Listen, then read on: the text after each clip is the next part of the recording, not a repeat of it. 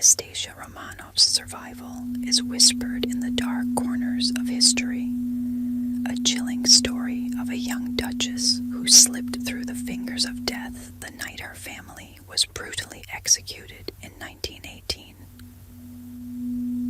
They say that as gunfire echoed through the cold, damp basement amidst the smoke and screams, Anastasia disappeared. She vanished into the shadows, leaving behind only confusion and a mystery that would haunt the world for decades.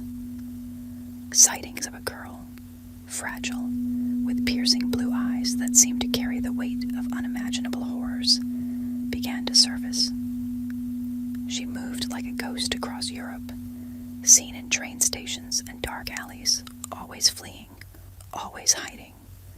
Her whispers told of betrayal, of tunnels under the palace, of guards who pitied her just long enough for her to escape. The people who found her swore that she spoke of things only a Romanov could know.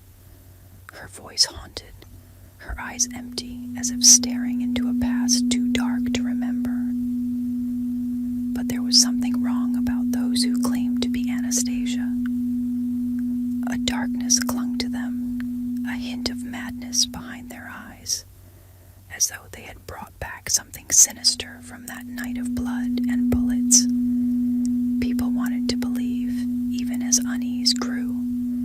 Was it really her, or something pretending, something that had slipped through the cracks that night? The truth came out in 2007. Anastasia had never escaped. Her remains had lain hidden, separate from her family, but very much among the dead. Yet the legend persists, a ghostly reminder of a girl who for many will always be running, forever lost, forever trying to escape the horrors that claimed her family.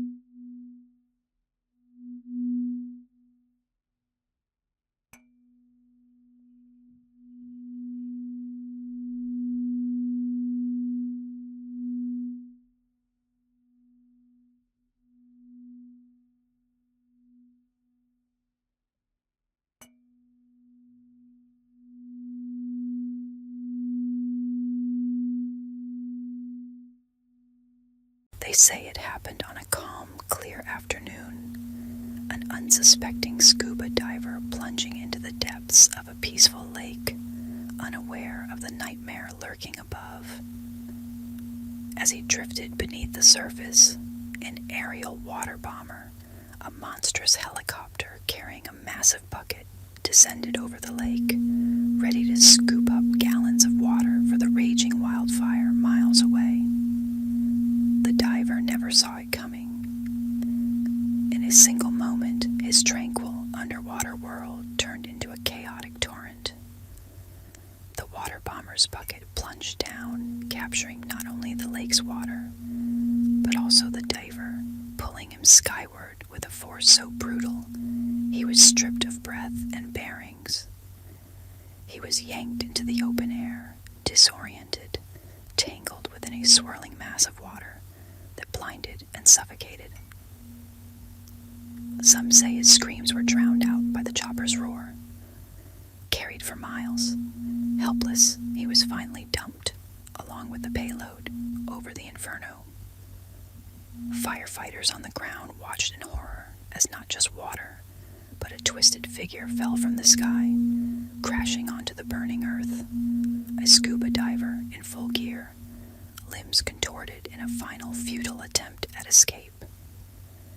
The myth has been debunked, dismissed as impossible, a dark tale born from the fevered imaginations of those looking for thrills. But those who fight fires in the wild will still glance up nervously when the bomber passes overhead, haunted by the thought of what might be lurking unseen in that churning mass of water, a fleeting echo of a nightmare that might just be real.